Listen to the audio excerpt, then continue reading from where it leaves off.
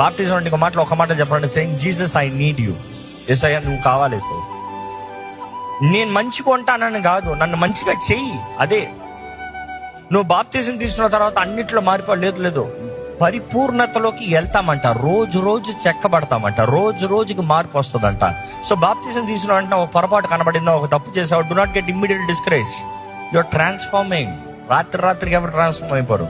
There are few things that happens overnight, అంటే few sides of your character. But then ఆ పుట్టకతో స్వభావము, ఆ అలవాటు జీవితము, అందులో నుండి యూ హ్యావ్ టు ఫైట్, పోరాడుతూ ముందుకు రావాలి. So baptism is a process.